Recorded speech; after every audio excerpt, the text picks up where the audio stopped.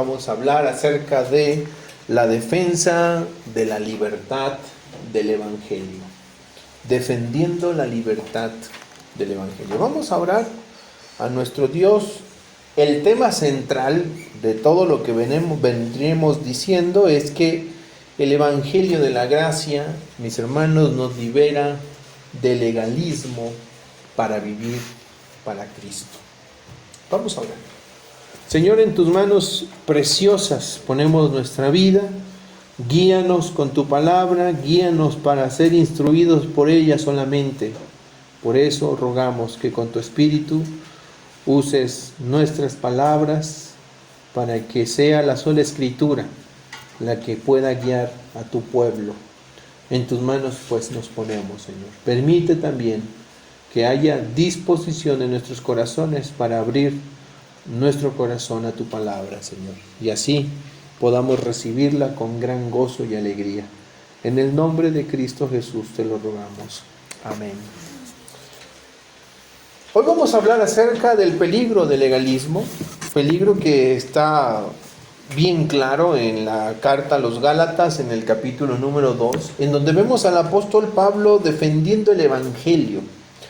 Miren, nadie se imaginaría que habría necesidad para el apóstol Pablo de tener que defender el Evangelio justo donde ni siquiera pensaríamos que sería necesario defenderlo. Probablemente sería mucho más razonable defender el Evangelio ante los griegos o defender el Evangelio ante otra clase de religiones paganas que rodearían al cristianismo de la antigüedad. La realidad es que una de las mayores apologías que el apóstol Pablo hace del Evangelio se suscita dentro de la iglesia cristiana. Por supuesto, esta es una de las cosas más lamentables. El tener que defender el Evangelio y la libertad que el Evangelio ofrece dentro de las iglesias cristianas debió de haber sido bastante extenuante y cansado para el apóstol Pablo. Lamentablemente, Pablo defiende el Evangelio puro, contra los falsos hermanos que querían imponer la circuncisión como un requisito para la salvación. Las personas estaban dispuestas a Cristo, pero para muchas personas el Señor Jesucristo no era suficiente. Era necesario añadir a la obra de Cristo ciertos elementos rituales. Y por supuesto, uno de los elementos rituales más característicos del judaísmo de la época era la circuncisión. Así que si algunos de los gentiles querían hacerse cristianos, tendrían que pasar por la circuncisión a fin de ganarse la salvación o a fin de perfeccionar su salvación.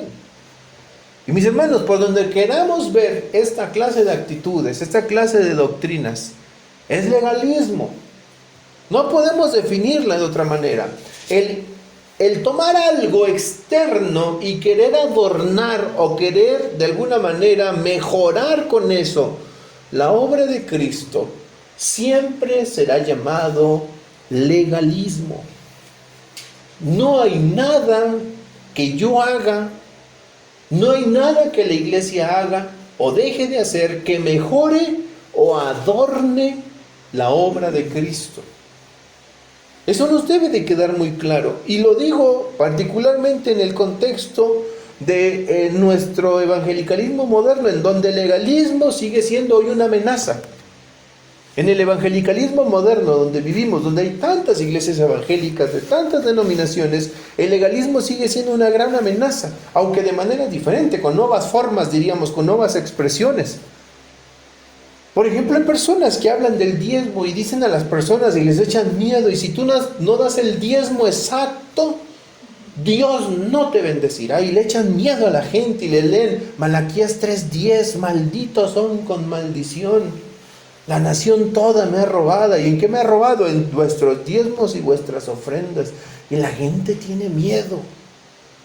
La gente, cuando se recogen sus diezmos, sacan su dinero con temor. No lo hacen realmente convencidos de que deben dar como propuso en su corazón, no con tristeza ni por necesidad. No lo hacen convencidos de que Dios ama al dador alegre, lo hacen con miedo, con mezquindad, con zozobra. Y por supuesto, hay muchísimos predicadores que se la pasan la vida enseñándoles a las iglesias legalismo. Por supuesto, vamos a premiar al que fue más fiel en los diezmos. Cuando llegue el fin de año vamos a pasar y vamos a hacer una celebración para el mejor diezmador. Y el mejor diezmador se va a llevar los aplausos de la congregación y un regalo, ¿verdad? Hermanos, ¿qué clase de circo? ¿En qué clase de circo se ha convertido el evangelicalismo moderno? El cristianismo moderno. En un circo atroz, en donde las personas piensan que el legalismo que ellos practican los hace mejores o los hace más dignos de la bendición del Señor. Ejemplo 2. No puedes ser un buen cristiano si no te vistes de cierta manera. ¿No es cierto que esta es una de las tendencias que también existen ahora mismo, relacionadas con la forma en la que las personas se visten? Claro, porque en el pensamiento de mucha gente el utilizar ciertos atuendos los hace mejores a los ojos de Dios. Mis hermanos, el problema del ser humano radica en el corazón. Siempre radica en el corazón.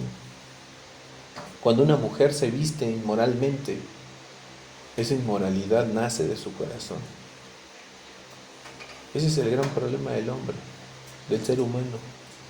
El problema del hombre no está en el vestido, en lo que se ponga o se deje de poner, sino en su corazón. Y en lugar de apelar a la santidad en estas congregaciones, la gente apela a que si cierto vestimenta se usa y se usa el protocolo de atuendo, el protocolo de atavío, pues entonces, por supuesto, esa persona es mejor que las demás. Porque mira aquella persona que viene con pantalón es ropa de hombre. ¿Sí me entiendes? Entonces, mis hermanos, el legalismo está presente por todos lados, por todas partes. Si no ayunas porque tu fe es débil y por tanto Dios no te bendice, por eso te has enfermado, por eso es que te está yendo mal en el trabajo, por eso es que no te rinde el dinero, porque no estás ayunando, porque no estás diezmando, porque no estás haciendo esto, porque tu oración no es de 5 horas al día, etcétera, etcétera. La gente está acostumbrada a oír legalismo por aquí, legalismo por allá, y toman las Sagradas Escrituras y toman esto como si esto se tratara del Evangelio, hermanos. Hablan de estas cosas como si estas cosas fueran el Evangelio verdadero, el Evangelio puro de Cristo Jesús. Y no son más que demandas que, aunque parecen espirituales, lo único que hacen es que añaden carga a la gracia. Y por supuesto, déjenme decirles cuál es el peligro mayor de todo esto, el problema mayor de todas estas cosas legalistas. El problema es que contradicen el mensaje de la libertad que Cristo nos ofrece. Jesús dijo en Juan 8:36: y conoceréis la verdad, y la verdad os hará libres. El Evangelio conduce a esta libertad en Cristo, una libertad centrada en Cristo. Somos libres para amar a Cristo, somos libres para servir a Cristo, somos libres para ser santos para Cristo, somos libres para ser instrumentos para Cristo. No somos libres para hacer lo que queramos con nuestras vidas, somos libres para Cristo. Cristo ahora nos puede utilizar. Cristo, somos libres de la ley para Cristo, para ser siervos de la justicia. Mis hermanos, el añadirle el legalismo al Evangelio, insisto, no es más que menospreciar el mensaje de libertad que Cristo nos ofrece. Ahora bien, en su momento Pablo tuvo que lidiar con esto. Tuvo que defender la libertad del Evangelio. Y yo quiero que estemos bien conscientes, hermanos, del contexto en el que se da esto. Se da en la iglesia, no se da afuera. Es en la iglesia, pareciera, donde más problemas hay para entender la libertad de Cristo. ¿Por qué? No sé. Pareciera que como seres humanos Preferiríamos más una lista blanca y una lista negra de lo que puedo y de lo que no puedo hacer. Pareciera que eso es lo que buscamos los seres humanos. Pero hablar de libertad, entender la libertad cristiana, es un problema bien fuerte. La gente lo tergiversa. Tergiversa lo que significa libertad cristiana. Libertad que el Evangelio ofrece, hermanos. Y es terrible tener que defender esa libertad en la iglesia, en aquellos que en teoría han sido hechos libres por Cristo.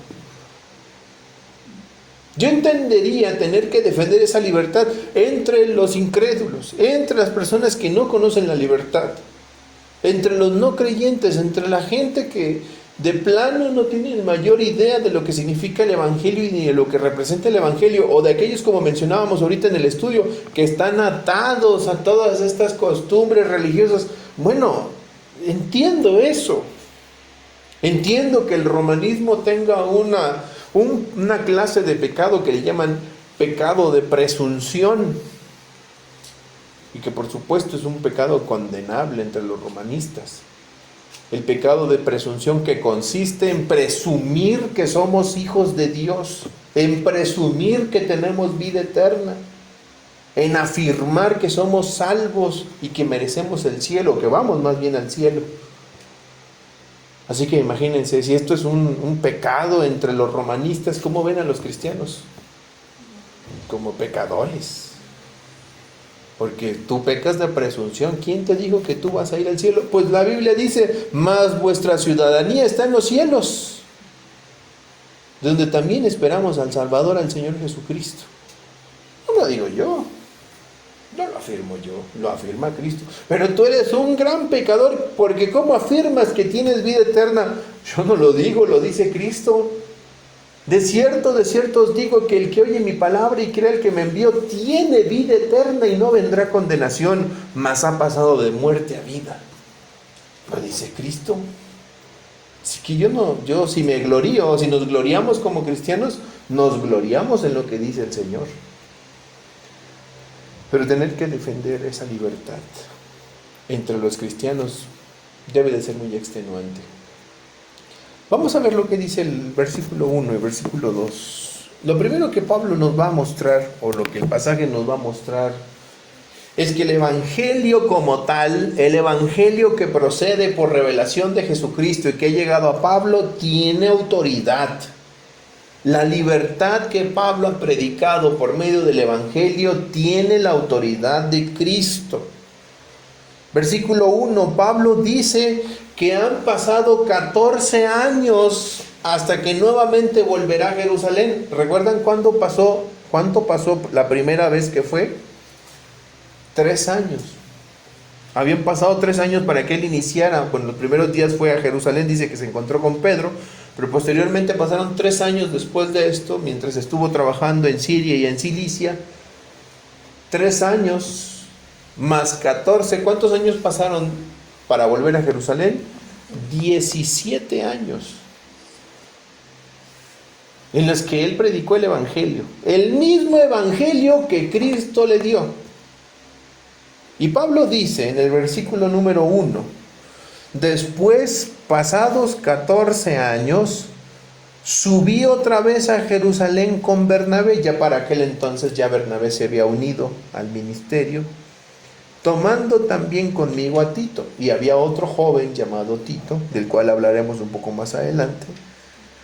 Pero dice Pablo, o sea, recuerden que Jerusalén era el centro, diríamos, el epicentro del cristianismo de los apóstoles. El cristianismo apostólico estaba allí en Jerusalén. Ahí estaba Pedro, ahí estaba Jacobo, ahí estaba Juan. Las columnas del Evangelio, las columnas de la iglesia cristiana estaban en Jerusalén. Pablo llevaba 17 años predicando el Evangelio, el mismo Evangelio que Cristo le reveló al principio, como veíamos hace unas semanas. Él no predicó otra cosa. Él predicó el mismo Evangelio que lo liberó a él y que liberaba a todos los que oían ese Evangelio, siempre y cuando fueran movidos a la fe. Ese fue el evangelio que predicó, la misma libertad y el mismo evangelio que Cristo le ofreció a Pablo y le reveló, era el que él predicaba. 17 años después, Pablo se ve en la necesidad de ir a Jerusalén. Pero han pasado 17 años enseñando lo mismo, hermanos. Quiero que noten eso. ¿Por qué Pablo no va rápidamente a Jerusalén tan pronto como recibió el evangelio? Porque Pablo estaba consciente de algo, hermanos. Pablo estaba muy consciente que el evangelio, al venir de Cristo, al estar plenamente revelado por Cristo, era un evangelio y una libertad bajo la autoridad de Cristo. Pablo no necesitaba la aprobación de nadie más. Si fue Cristo quien le reveló el evangelio, ¿qué aprobación necesitaba de las demás personas? Ninguna. Y por eso Pablo dice en el versículo 2, pero subí, no porque tuviera la necesidad de ir a buscar aprobación de las personas. Subí por una revelación. O sea, ¿quién le estaba diciendo que fuera? Jesucristo. Subí por una revelación y les declaré el evangelio que predico entre los gentiles, pero no en privado, pero en privado a los de reputación, para no correr o haber corrido en vano. Lo primero que Pablo hace es que justamente dice que él actúa por revelación de Cristo. No va a Jerusalén por presión humana. O sea, no fueron los apóstoles los que lo presionan a ir. Tú tienes que venir conmigo porque necesitas que nosotros te aprobemos. ¿Me comprenden? Tú necesitas la aprobación de nosotros para que validemos tu mensaje. Pablo no va por eso a Jerusalén. Pablo subió por revelación. Eso significa, entre otras cosas, mis hermanos, que el ministerio de Pablo no dependía de la aprobación humana, sino de Dios nada más. Así de sencillo. Si yo fui a Jerusalén, dice Pablo, después de 14 años, a saber 17, lo hice porque Cristo me mandó. No tenía yo necesidad de ninguna aprobación de nadie. Lo que yo enseñaba, me lo dio Cristo. Y si me lo dio Cristo, era suficiente, no necesitaba ninguna otra clase de aprobación más. Así que la libertad que el evangelio de Pablo, en última instancia de Cristo, estaba ofreciéndole a los creyentes, no requería de ninguna clase de aprobación de las personas. Y vaya contraste, ¿no? En un mundo tan legalista, en donde muchas personas, muchos líderes buscan la aprobación de los líderes de sus iglesias, la aprobación de la tradición de la iglesia local. El problema, mis hermanos, es que no se dan cuenta que nosotros, si recibimos el evangelio de Cristo, si el evangelio que hemos recibido es el mismo evangelio de Cristo, que nos lleva a una libertad genuina, que nos liberta de todas las consecuencias del pecado y de las consecuencias de la ley, mis hermanos, para nosotros debiese ser suficiente eso. El que Cristo nos traiga a sus pies para poder comprender su evangelio, para poder vivir en su evangelio, debiera de ser suficiente para nosotros. No necesitamos, las personas creyentes no necesitan nada más para ser mejores creyentes. El que otra persona lo apruebe, el que una congregación lo apruebe, no lo hace mejor a los ojos de Dios. Las personas que verdaderamente son creyentes deben de entender que la única aprobación que nosotros debemos de tener es la aprobación de Cristo. Y si nuestra vida es congruente con el evangelio, pues hermanos, que las personas digan y hagan lo que quieran. Que las personas piensen lo que quieran de nosotros. Si nosotros hemos sido congruentes. Ahora, si no estamos siendo congruentes con el evangelio, sí necesitamos. Pero si somos congruentes, si nuestra vida realmente es congruente con el evangelio, hermanos, ¿qué más da? Y yo insisto, en este tiempo en donde hay tantas personas que buscan la aprobación de los líderes religiosos, la aprobación de su pastor, la aprobación de sus autoridades. Y no estoy diciendo que la autoridad eclesiástica sea mala, no, al contrario, debiera de tener su parte, tiene su parte y su lugar la autoridad eclesiástica, más en una iglesia reformada. Pero eso no significa que necesitemos tal aprobación para que el Evangelio realmente haga efecto en nuestras vidas. No es verdad. El Evangelio es el Evangelio de Cristo y nos ha llevado a una libertad por la obra de Cristo, no porque los ancianos nos impusieron las manos sobre nosotros, no porque la iglesia impuso las manos sobre nosotros. Me explico. Es por lo que Jesús ha hecho en cada uno de nosotros. Tener que defender la libertad del Evangelio no fue nada fácil para el apóstol Pablo. Él tiene que entender que la autoridad de su mensaje procede de Cristo y en segundo lugar tiene que entender que el Evangelio no se negocia, hermanos. Él no va a negociar el Evangelio. ¿Qué quiere decir esto? Cuando él va a Jerusalén, él va a exponerle a los líderes de Jerusalén, entre ellos Pedro, Jacobo y Juan, lo que él predica. Y noten que Pablo va allí a decirles lo que él predica para confirmar lo que él predica, no para modificar lo que él predica.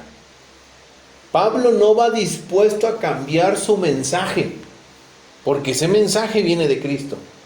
Pablo va dispuesto simplemente a corroborar o confirmar que lo que él predica es el evangelio que predica Pedro, es el evangelio que predica Jacobo, es el evangelio que predica Juan. Pero él no va dispuesto a modificar ese evangelio que Cristo le dio. Eso es bien importante, hermanos. Miren, nosotros como cristianos tenemos que entender que lo que Dios nos ha dado por medio del evangelio es suficiente. La salvación, el perdón de nuestros pecados, la justificación que ha venido a nuestras vidas, eso ya es suficiente, hermanos. El evangelio nos ha traído toda esta clase de bendiciones que veíamos ahora en la pregunta del catecismo, justamente en la mañana. Hemos recibido todas estas bendiciones de la regeneración, de la justificación, de la santificación. Todo eso lo tenemos por la gracia de Dios. No necesitamos nada más. No requerimos absolutamente de ninguna otra cosa, ni podemos negociar esa libertad y esa bendición que el Evangelio nos ha dado, tratando de someternos a lo que otras personas digan. Y el creyente está en una disyuntiva constante, ¿eh? Siempre vas a estar en una disyuntiva, preguntándote, a ver, ¿esto que hago es del agrado de los hombres o del agrado de Dios? Hay personas que están más preocupadas por agradarle a la iglesia, por agradarle a los líderes de la iglesia, que agradarle a Dios. Mucha gente que se desvive por eso, ¿eh? Ay, pero ¿qué va a decir el pastor? ¿Qué van a decir los ancianos? ¿Qué va a decir la iglesia de nosotros? Pregúntate qué va a decir Dios de ti. ¿Qué es lo que está pensando Dios de ti? No qué es lo que piensan las personas de ti. Insisto, no es que no importe, sí importa. La opinión de la iglesia tiene su lugar, pero la prioridad del creyente no es la preocupación de lo que otros piensen de mí. La preocupación del creyente es agradarle a Dios. Y mis hermanos, si el evangelio y la libertad del evangelio va a estar en riesgo, yo no participo. Lo siento mucho. Que tú no estés de acuerdo con aquello que el evangelio dice no va a obligarme a negociar la libertad del evangelio porque agradarte a ti. Hágale como quieran. Es lo que está diciendo Pablo. Yo no voy a negociar la libertad del evangelio. Si aquellos quieren imponer cosas a los cristianos de Galacia o a los gentiles, yo no voy a negociar con el evangelio. ¿Me entienden? Si en una iglesia alguien quiere imponer algo y ustedes quieren participar de eso, hermanos, que Dios les perdone. Que Dios les perdone. Porque debemos nosotros entender que cualquier cosa que intenta, insisto, adornar o añadir una mejora al sacrificio de Cristo es pecaminoso, hermanos. Es legalismo. Más bien debiéramos nosotros de estar siempre pensando que no podemos nosotros ajustar el evangelio ni a la cultura ni a las preferencias de nadie. Para el apóstol Pablo era difícil porque él procedía del judaísmo y eran justo los judíos que querían modificar el evangelio de Pablo, la libertad que Pablo les estaba enseñando a los gentiles, y querían ellos judaizarlos. ¿Cómo pueden los gentiles tener tal libertad, Pablo? Para ellos era inconcebible, para muchos judíos, escuchar, y era indignante seguramente, escuchar el evangelio que Pablo predicaba, dándole a los gentiles tanta libertad. Ustedes son libres por la gracia de Cristo. ¿Qué tienen que hacer? ¿Qué tenemos que hacer, Pablo, para ser perdonados? Nada, simplemente aceptar por la fe el sacrificio de Cristo. Ellos no tenían que hacer nada. Y esto para un judío, uy, hermanos, era bien difícil. Los judíos, acostumbrados a justificarse por las obras de la ley, no entraba en sus mentes la libertad que el evangelio ofrecía. No les entraba. Pablo va a Jerusalén, en donde hay muchos judíos que piensan así. Y Pablo no está dispuesto a negociar el evangelio, ni la libertad que el evangelio promete. Él no va a ir a traerle cargas a los gentiles, cargas que Dios no puso sobre ellos, cargas que, como en su momento le dice Pablo a los judíos, ni ustedes han sido capaces de llevar, ni los mismos judíos han sido capaces de llevar estas cargas, dice. ¿Cómo quieren imponerle a estos que ni siquiera idea de la ley tienen? ¿Me entienden? Y no puede negociar el evangelio. Y Pablo sabe, insisto, que el evangelio no se ajusta a la cultura o a las preferencias de nadie, hermanos. Y aquí hay un punto confesional importante, muy importante. Debiéramos de estar bien conscientes de la libertad cristiana, todos nosotros, apreciar la libertad cristiana, amar la libertad cristiana, es más, defender la libertad cristiana que el evangelio nos introduce, en esa libertad que hemos sido introducidos por causa del evangelio, recordando, como la confesión de fe nos recordaba, que solo Dios es el Señor de la conciencia. Y nos ha hecho libres, dice, la ha hecho libre de doctrinas y mandamientos de hombres, de los hombres que estén de alguna manera en contra de su palabra o no estén contenidos en esta. Hemos sido hechos libres, ¿de qué?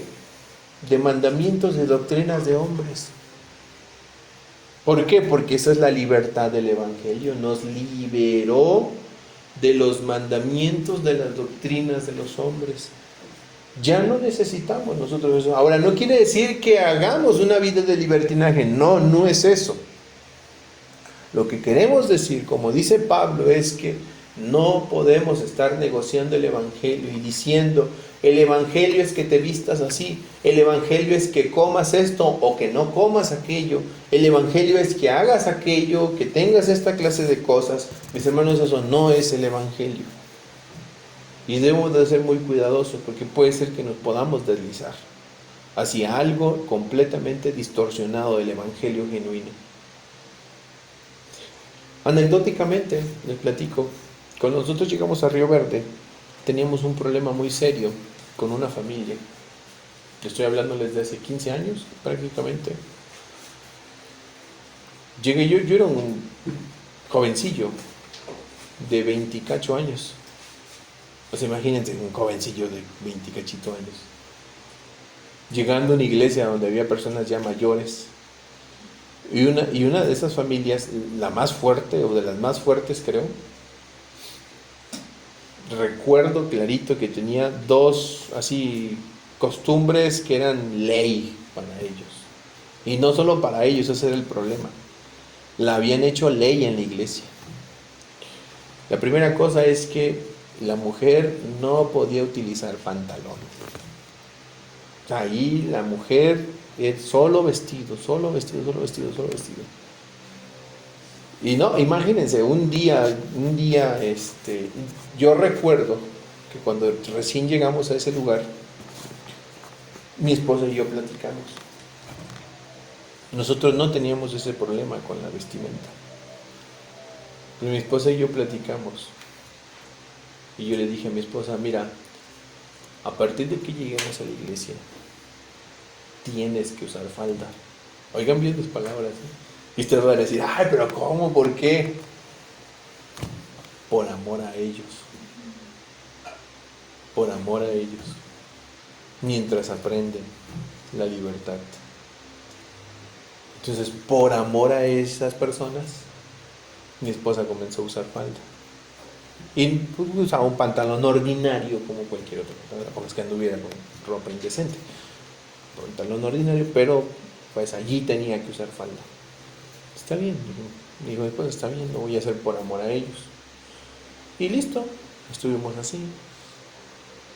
Pero otra de las costumbres que tenían allí era que para orar y para que Dios de verdad nos oyera en las oraciones, tenían que hacerlo hincados.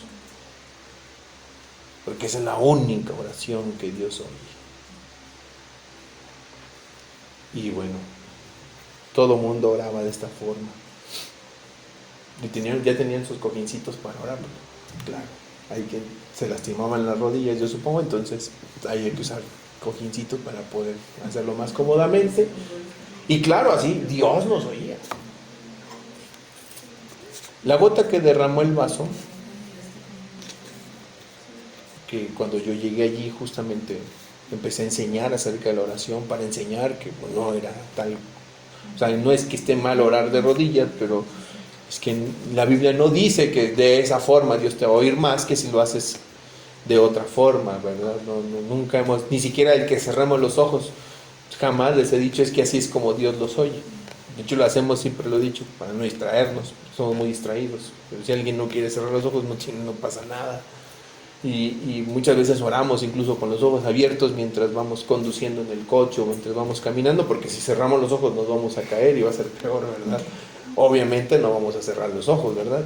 Entonces no lo hacemos pensando en que eso sea mejor, pero recuerdo que en esa ocasión otro problema que tenían muy serio era con la mujer en términos de sexo, porque en una oración de mujeres, porque las mujeres no conocían la oración de mujeres, las mujeres no oraban de ninguna forma, solo el varón oraba. Recuerdo que el jefe de esa familia le tocó justo a su señora recibir a las mujeres para orar, y esa fue como que la gota que derramó el vaso ya, cuando teniendo a todas las damas de la iglesia de rodillas, obviamente, porque tenían que, apenas estaban aprendiendo, llegó y dijo, ay, a ver si Dios las oye por ser mujer. Obviamente, las mujeres estaban acostumbradas a oír esa clase de comentarios, y pues las mujeres realmente pensaban tal vez que Dios no las oía o algo así. Y allí fue cuando ya dijimos, no, a ver, esto no está bien, esto está mal, esto es legalismo de lo más puro y tenemos que enseñar, y tuvimos que ser mucho más enfáticos en enseñar la libertad cristiana. Solo Dios es el Señor de la conciencia, hermanos, y Él ha hecho libres de doctrinas y tradiciones de hombres. ¿Saben? Yo no soy el Señor de la conciencia. O sea, yo no tengo potestad sobre la conciencia de ustedes. Si yo, por causa de mi conciencia, no quiero comer algo, no lo como. Pero yo no tengo el derecho de tomar eso e imponérselo en la conciencia de mi hermano en Cristo. Porque al hacerlo, estoy dañando su conciencia. Conciencia que no es mía, sino de Cristo. Y que Cristo, esa libertad de conciencia, Cristo la ganó en la cruz del Calvario y le costó su vida. Yo no soy nadie para poder transgredir la conciencia de nadie. Si yo en mi conciencia quiero abstenerme de algo, lo hago para la gloria de Dios. Punto. Pero no voy a hacer eso una carga contra mis hermanos en Cristo. Ese es el conflicto que está viviendo Pablo en Galacia, o particularmente en Jerusalén, con los judíos. Y dicen, bueno, nos circuncidamos. Bueno, Pablo estaba circuncidado al 8º día. Está bien, ya venimos de un contexto así, ya pasó. Bueno, pero ahora circuncidemos a los gentiles. ¿Y los gentiles qué saben de estas cosas? Los gentiles no tienen ni la menor idea de la ley de Moisés. Es lo que está diciendo Pablo. Y Pablo 17 años después se ve la necesidad de ir a Jerusalén porque Dios se lo pide. Dios se revela y le dice, ves a Jerusalén. Pero Pablo no va dispuesto a negociar el mensaje de esa libertad que Cristo le ha dado. Él no va allí a ver qué cosas le impone Pedro, qué cosas le impone Jacobo, qué cosas le impone Juan. Él no va allí dispuesto a eso. Él va simplemente a confirmar que lo que él enseña es el mismo evangelio que Cristo le dio a sus discípulos, a Pedro, a Jacobo y a Juan. Pero no va allí dispuesto a negociar el evangelio, porque esto es lo que tenemos que entender, hermanos. Dios es el único dueño de nuestras conciencias, y la libertad que tiene el creyente, y esa libertad de conciencia que tiene el creyente, es el producto de la obra de Cristo, y es algo que el evangelio nos ofrece. El evangelio nos hace libres, y nuestra conciencia está libre de tradiciones y mandamientos de hombres. Eso nos debe de quedar bien claro. La manera en la que Pablo afirma o confirma o prueba que está plenamente convencido de esa libertad cristiana es de manera muy fuerte. Lo primero que dice el versículo 3 es que entre ellos que van a Jerusalén va alguien no judío. Recuerden, va Pablo, va Bernabé, ambos judíos. Bernabé es mencionado en el libro de los Hechos como un judío cuyo nombre significa consolación. Un hombre muy generoso que dio todo lo que tenía para traerlo a los pies de los apóstoles, y que pues ese dinero se utilizara para distribución de la gente necesitada. Obra que, por cierto, Ananías y Zafira vieron con malos ojos y aprovecharon la oportunidad para también gloriarse después del acto bondadoso de Bernabé. ¿Se acuerdan de esta escena, verdad? Ok, o sea que él era un judío, como Pablo era un judío de nacimiento. Pero con ellos va uno que no es judío. Va un hombre llamado Tito, que era un griego no circuncidado. ¿Cómo sabemos que era griego? Porque además de que la Biblia lo enseña, por supuesto, antes de que pudiéramos ver, la Biblia, por supuesto, enseña que este hombre era un no circuncidado, dice el versículo número 3. Mas ni aun Tito, que estaba conmigo, siendo griego, fue obligado a circuncidarse. Es decir, si iba a existir la presión de que los gentiles en este evangelio que muchos querían enseñar se circuncidaran para estar mejor con Dios, Pablo no cede. Pablo no estaba dispuesto a ceder a la presión de judaizar a Tito. Por supuesto, él iba a mantenerse en la idea de que el evangelio y la obra de Cristo eran suficientes, nada más. ¿Qué es lo que añadiría la circuncisión en Tito delante de Dios? Nada. ¿Qué puntos extras le daría a Tito la circuncisión ante los ojos del Señor? Ningún punto extra. ¿Me comprenden? Así que añadirle la circuncisión a la salvación o al evangelio, pues era por supuesto desvirtuar por completo lo que Dios dice. Así que Pablo no iba a ceder a la presión de judaizar a Tito de parte de muchos que ahorita ya veremos cómo los llama Pablo, que les llama, por cierto, falsos hermanos a los que ahorita, de los que ahorita hablaremos. Pero esto era algo bien claro: Pablo no estaba dispuesto a ceder de ninguna forma. Ahora, en nuestra vida como cristianos, por supuesto, Tenemos iglesias en donde hay ciertos protocolos a seguir para recibir cierta clase de aprobación. Debemos de ser muy claros, mis hermanos, que hay ciertas cosas que nosotros realizamos y que debemos de realizarlas, obviamente, a partir de lo que está escrito y de los grandes principios de las Escrituras, y ser muy prudentes a la hora de interpretarlos y aplicarlos en la vida de la iglesia. Hace unos años tuvimos un conflicto en el seminario, bueno, no un conflicto necesariamente, una discusión teológica acerca del principio regulativo. El principio regulativo es lo que gobierna la adoración de la iglesia local. Es decir, la iglesia se reúne, ¿estamos de acuerdo en eso? ¿Y qué va a hacer la iglesia cuando se reúna? Bueno, mucha gente decía, bueno, vamos a hacer esto, vamos a hacer aquello. Los puritanos decían, tenemos que hacer solo lo que la Escritura dice. Lo cual es cierto. Ese es, en teoría, en una síntesis muy pequeña, es el principio regulativo. Es solo la Escritura. ¿Me explico? Pero aquí hay un problema serio cuando llevamos esto a la aplicación en una iglesia local. Y algunos compañeros del seminario se preguntaban, ¿hasta dónde tenemos que llevar esto? ¿Hasta dónde es bueno llevar este principio regulativo? Y la propuesta, la premisa de los puritanos de que solo la Escritura. Porque hacemos muchas cosas que no dice la Biblia dentro de las iglesias locales.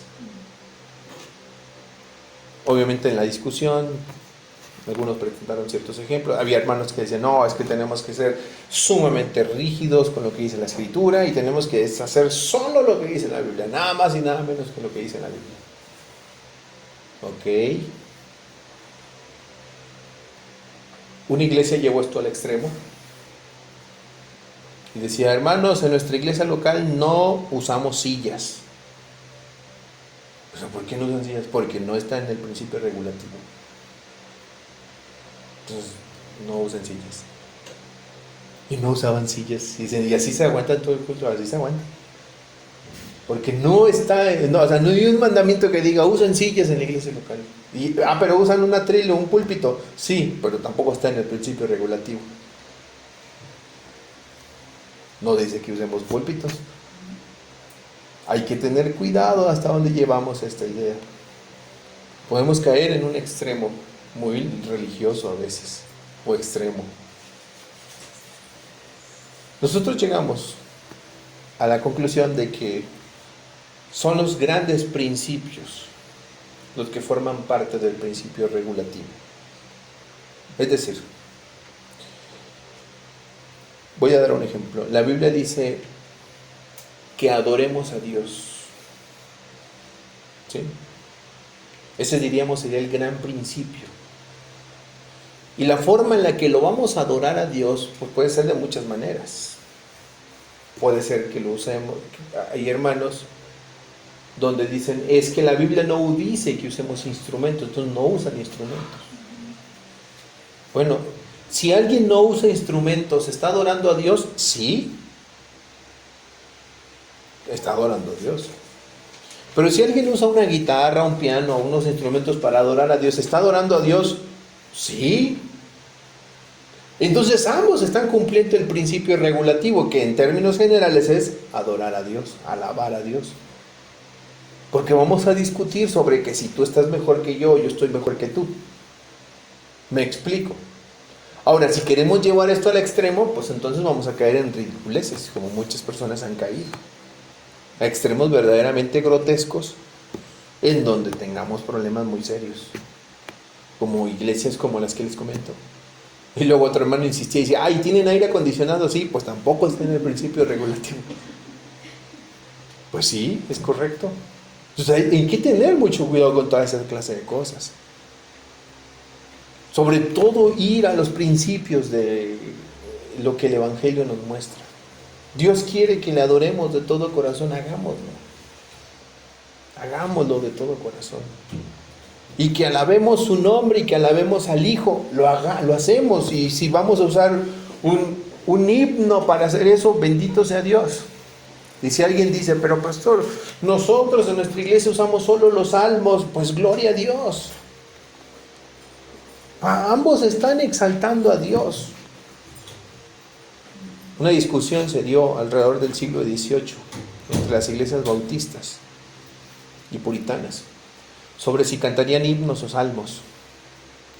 ¿Saben por qué las iglesias bautistas se inclinaron hacia los himnos?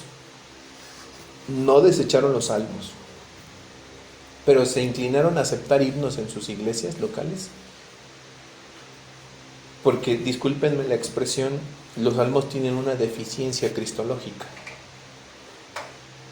O sea, digo la expresión de deficiencia, porque son inspirados por el Espíritu, pero una deficiencia cristológica. ¿Por qué? Porque no mencionan el nombre de Jesucristo. Ningún salmo menciona. Hay salmos que tipológicamente hablan de Cristo, sí es cierto, pero ninguno de forma explícita habla de Cristo Jesús, su nombre bendito. Entonces de ahí que las iglesias dijeron, bueno, usemos los salmos, ya los tenemos, Dios nos los dio, pero hay himnos que pueden ser también bíblicamente congruentes y que podemos tener el nombre de Jesucristo y exaltar directamente el nombre de Jesucristo. ¿Me entienden? O sea, el principio regulativo tiene que mirarse con mucho cuidado en todo esto. Ahora voy a esto, hermanos, porque nosotros tenemos un problema y es siempre ceder a la presión de aquellos que nos quieren hacer legalistas, aquellos que nos buscan hacer legalista. Tenemos que tener cuidado de no ceder a esta presión jamás, ya sea una presión semejante usando aún principios buenos, principios que ayudan a la santificación de la iglesia, como el principio regulativo, que pueden incluso llevarse a un extremo tremendo, o pueden utilizarse otra clase de elementos que finalmente conviertan la vida de los creyentes nada más y nada menos que en un simulacro de fe, porque no es otra cosa más que un simulacro de fe. El legalismo no es más que esto. Y Pablo sabe que entre los hermanos hay falsos hermanos, dice el versículo 4, antes de leer la cita de la confesión de fe. Y eso por causa de los falsos hermanos, que noten qué hacían estos falsos hermanos, que se habían introducido secretamente para espiar. ¿Qué es lo que espiaban de Pablo, de Bernabé y de Tito? Espiaban, dice, la libertad, nuestra libertad que tenemos en Cristo Jesús para ponernos en servidumbre. ¿Qué es lo que tenían en Cristo Pablo, Bernabé y Tito? Y también ellos, si realmente habían creído en Cristo, también tenían esa libertad. ¿Qué era lo que ellos tenían como tesoro precioso? La libertad. Ellos ya eran libres. Pero ¿cuál era la insistencia de estos individuos? Poner a Pablo, poner a Bernabé, poner a Tito en servidumbre. O sea, sí, Pablo, está bien tu mensaje, pero te falta añadir el mensaje de la ley. Te falta añadir la circuncisión a tu evangelio. Te falta añadir estos ritos. Mis hermanos, cantidad de cosas que el ser humano ha querido añadirle al evangelio, y Pablo dice que de ninguna forma va a ceder a esos falsos hermanos. Y quiero que noten la expresión que Pablo utiliza, es sumamente fuerte, porque en griego anadelphos, recuerden que adelphos es hermano, y lo contrario siempre se usa un prefijo, como en español utilizamos el prefijo a o anti, que para referirnos a lo contrario. Por ejemplo, el término Cristo en español es anticristo, es un prefijo que demuestra que lo que se está diciendo es contrario a lo que se dice. En griego es algo completamente contrario a la hermandad cristiana. Pablo les dice en el versículo 4 y esto por causa de los falsos hermanos, o sea, de los anadelfos, de estos falsos que son todo lo contrario a hermanos. ¿Y cuál es la razón? Porque ellos están intentando añadir al evangelio algo. Para el apóstol Pablo eso era tan serio, hermanos, que los convertía a sus ojos en falsos hermanos. Es decir, tan pronto, por eso es que es bien serio este tema, hermanos, tan pronto como una iglesia empieza a añadirle elementos que no dice Dios, a ver, vamos a hacer esto, vamos a hacer aquello, al evangelio, y que condiciona la salvación y el evangelio a esos elementos, estamos pisando terreno bien peligroso. Pablo llamaría a esas personas falsos hermanos, porque estás tomando la obra de Cristo, menospreciándola y tratando de añadir obras humanas para mejorarla, y eso es una blasfemia de la más grave. Cualquier individuo que tome el evangelio de Cristo y lo quiere trastornar o mejorar o modificar o adornar, llámenle como le llamen, es un falso hermano, porque está actuando como alguien que no aprecia lo que Jesús hizo ni la libertad que Cristo le entregó. Por eso en el versículo 4 dice que Pablo se veía rodeado de falsos hermanos que se introdujeron secretamente en esa reunión que tuvieron con los líderes de la iglesia cristiana de Jerusalén, para poder dialogar con ellos sobre el evangelio que él predicaba y confirmar esa verdad, no para modificarlo. Y estos se introdujeron secretamente para escuchar. O sea, estuvieron ahí viendo a ver qué dice Pablo, a ver qué blasfemia dice este sinvergüenza, ¿verdad? Y no es cierto que eso pasa muchas veces. Uy, hermanos, cuando nos ceñimos al evangelio, para muchas personas esto es una locura. Las personas no quieren oír la libertad cristiana. Ustedes han sido testigos de los problemas que ha causado esa doctrina.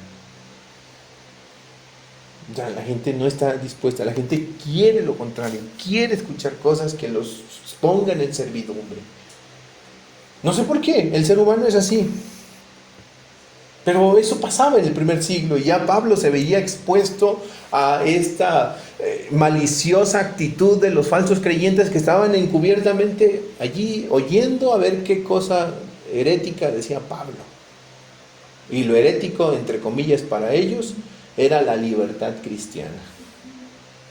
¿Cómo puede ser posible que este individuo esté hablando? ¿Y cómo puede ser que traiga consigo a un griego no circuncidado? Entre los judíos había lo que se llamaban prosélitos. Un prosélito era un no judío que se hacía judío. Ese era un prosélito. Es decir, si una persona se quería hacer judía, siendo no judía, podía hacerlo. Y tenía que pasar por dos grandes ritos. Primero de ellos, circuncisión, si era varón. El segundo, bautismo. Los judíos bautizaban.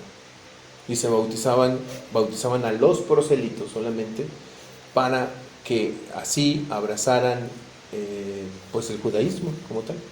Entonces, pues ellos estaban acostumbrados a hacer esto. Entonces llega Pablo con un griego llamado Tito.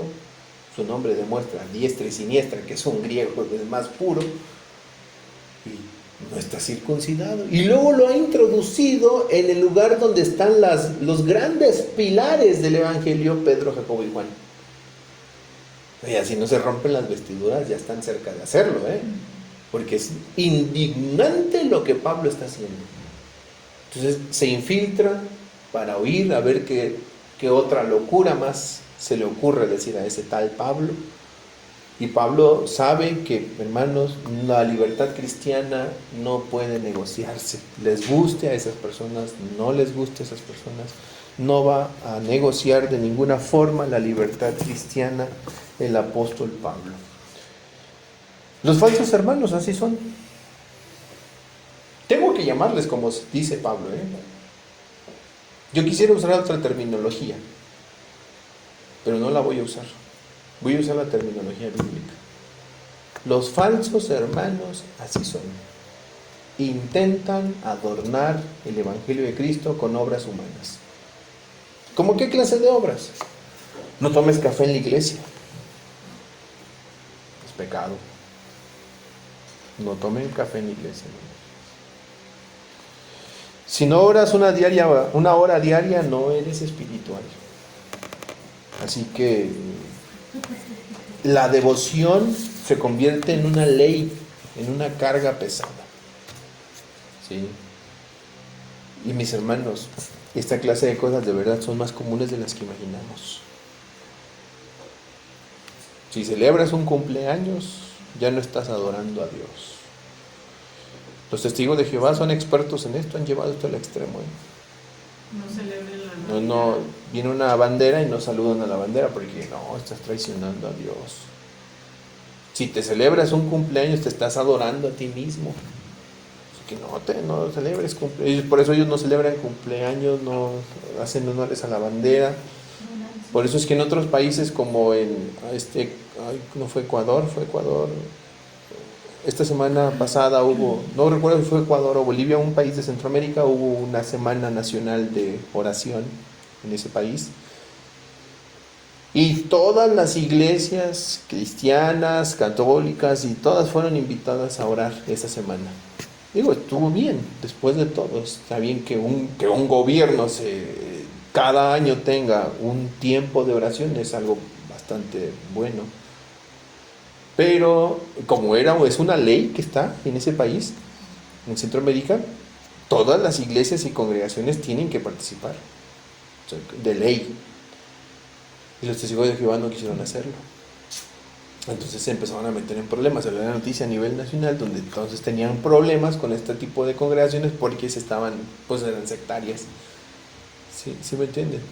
Porque pues no, es que ¿cómo voy a orar donde oran los católicos, donde oran los protestantes? Si nosotros somos mejores que ellos, ¿verdad? ¿Cómo vamos a unirnos en oración a esos herejes? y así esa clase de actitud, mis hermanos, es más frecuente de lo que pensamos dentro de las filas del cristianismo.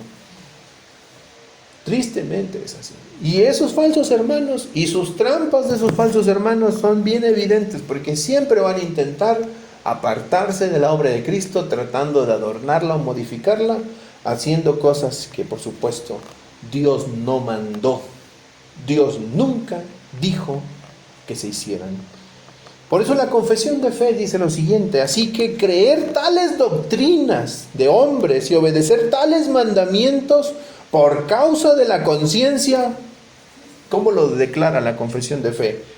Es traicionar la verdadera libertad de conciencia y el requerir una fe implícita y una obediencia ciega y absoluta. O sea, cuando alguien les exige fe en esas costumbres, les exige obediencia a esas costumbres, ¿qué dice la confesión de fe? Es destruir la libertad de la conciencia y también la razón. Eso es, hermanos. Y esto es algo que dice la confesión de fe desde 1689. ¿Por qué? Porque, hermanos, los confesores estaban conscientes de la libertad cristiana. Todas las iglesias que participaron en la confesión de fe estaban conscientes que si hay un tesoro precioso que Cristo nos dio, es la libertad de la conciencia. Es más, déjenme decirles, históricamente hablando, ¿saben cuál fue la doctrina más solemne para los reformadores? Siglo XVI, la libertad de la conciencia. Ellos habían pasado 1000 años, hermanos, sujetos a la esclavitud de tradiciones y mandamientos de hombres. El romanismo durante 1000 años los había sometido a tradiciones y mandamientos de hombres. 1000 años.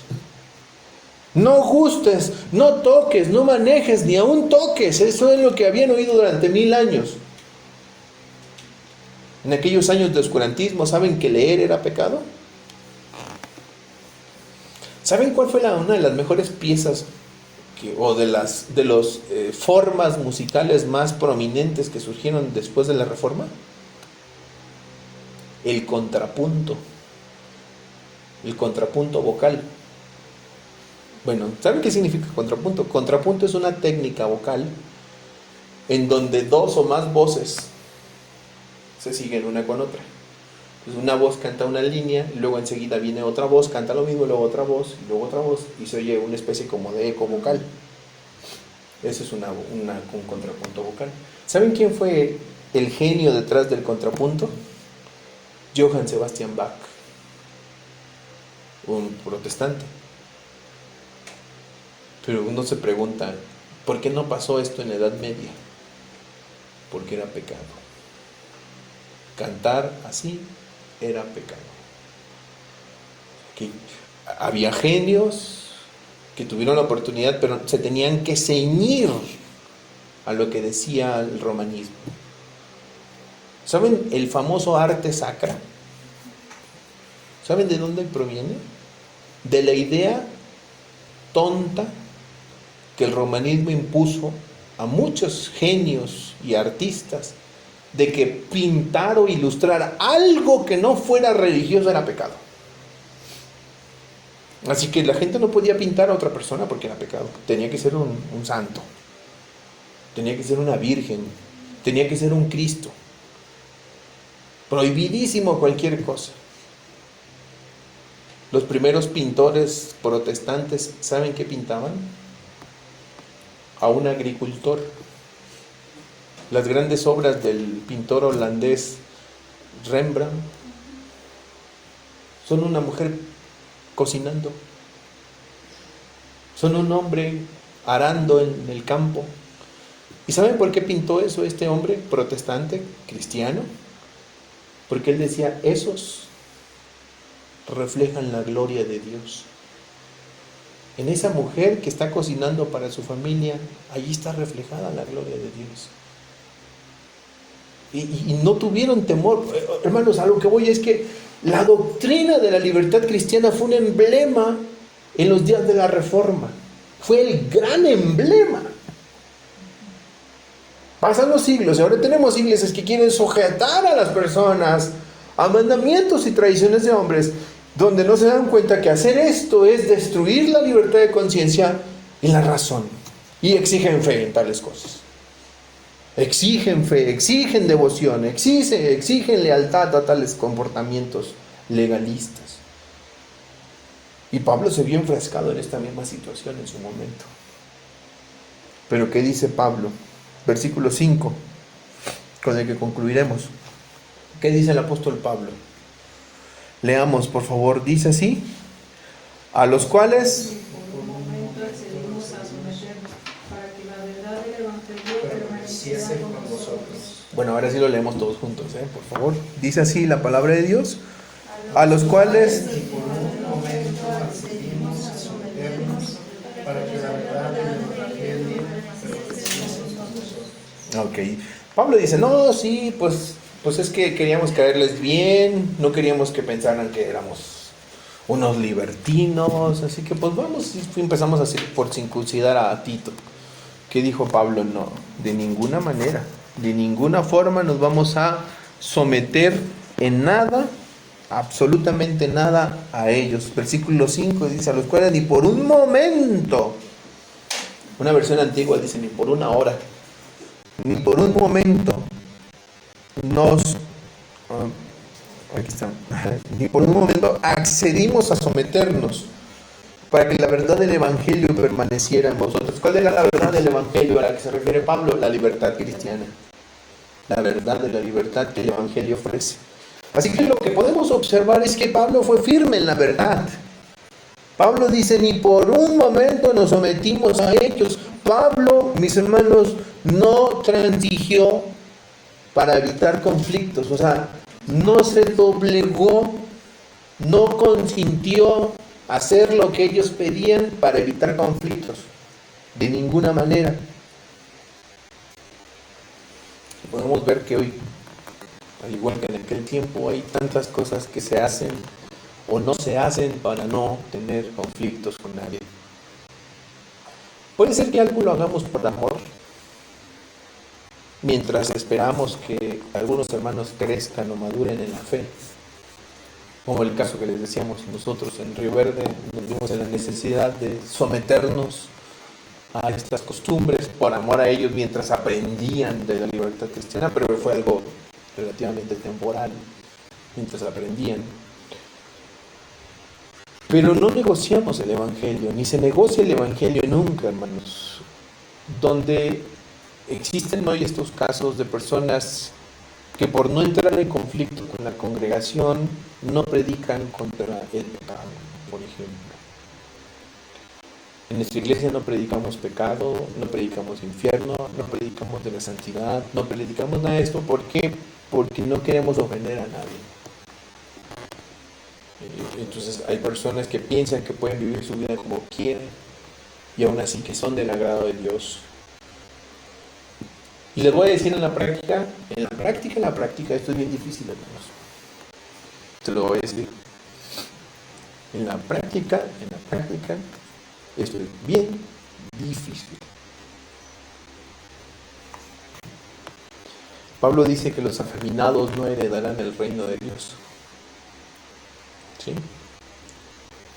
Estamos de acuerdo, ¿no? Un día me tocó predicar ese versículo cuando había un invitado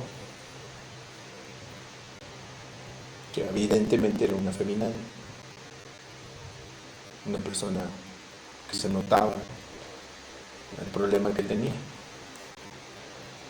y estaba el versículo en la mesa,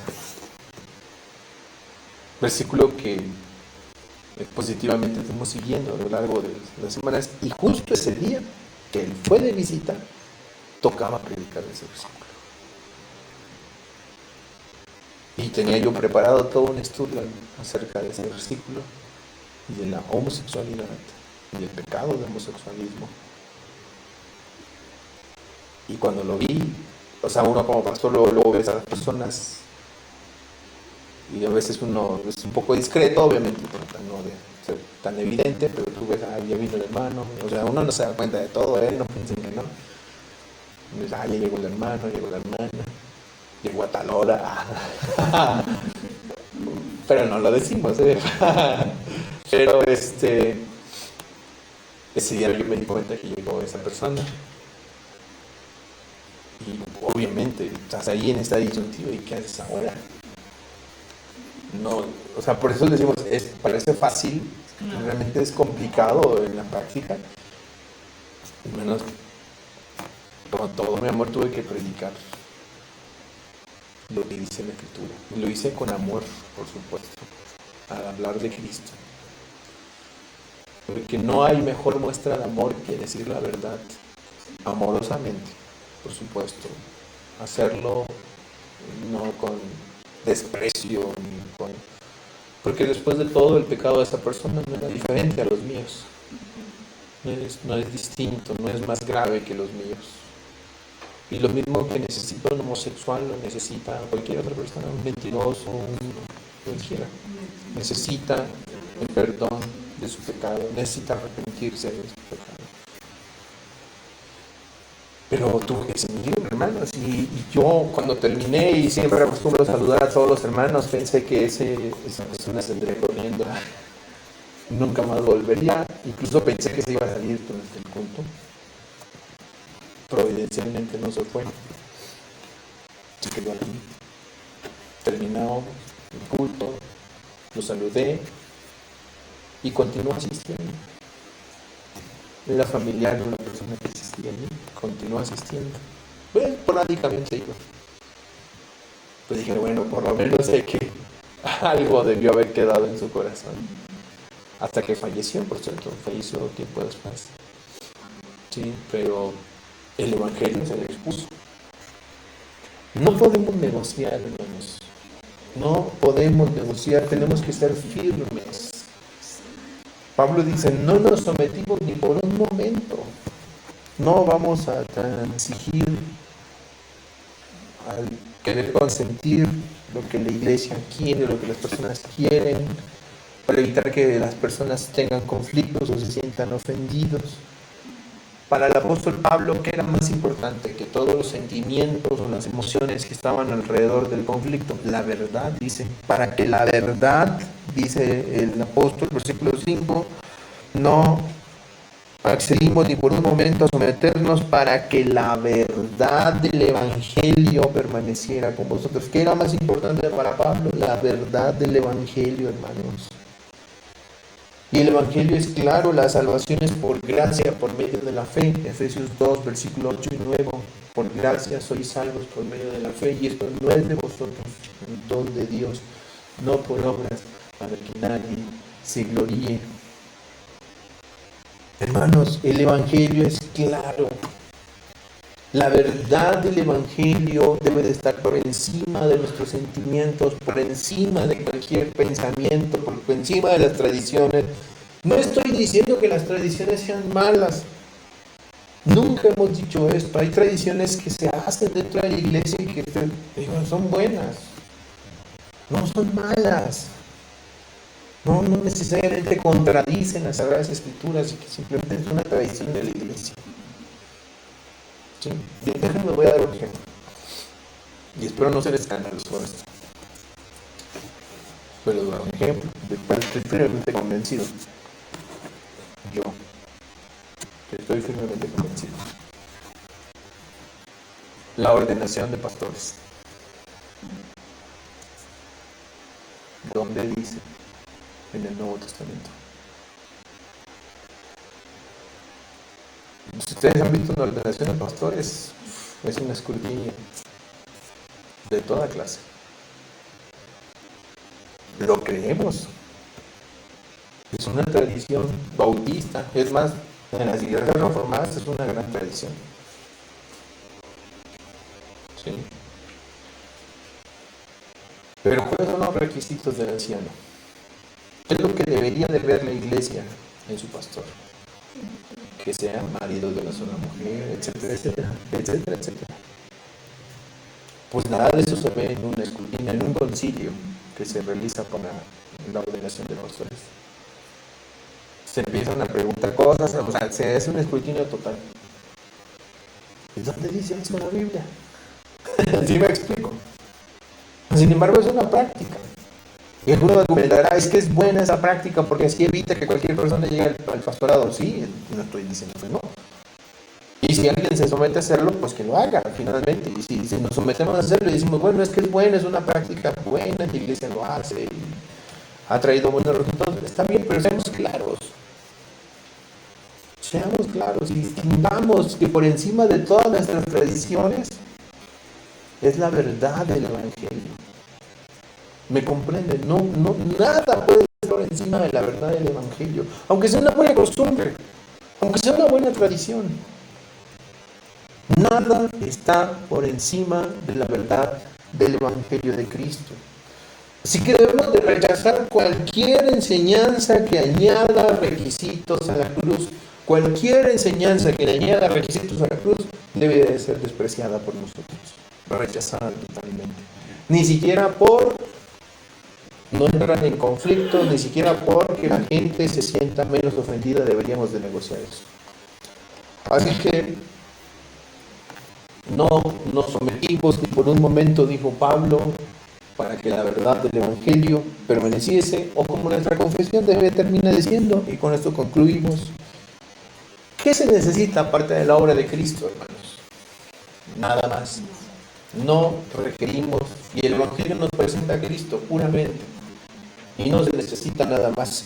Cristo, por su obediencia, dice la confesión de fe, por su obediencia y muerte saldó totalmente las deudas de todos aquellos que son justificados, y por el sacrificio de sí mismo en la sangre de su cruz, sufriendo en lugar de ellos el castigo que merecían, hizo una satisfacción adecuada, real y completa a la justicia de Dios en favor de ellos. Noten la última parte, hizo una satisfacción adecuada, real y completa.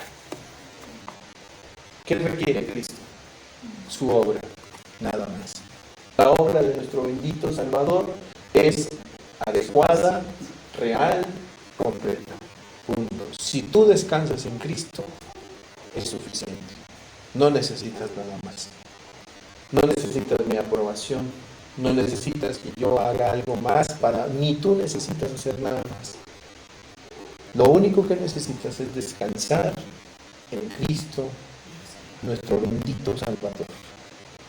Así que, hermanos, que Dios nos ayude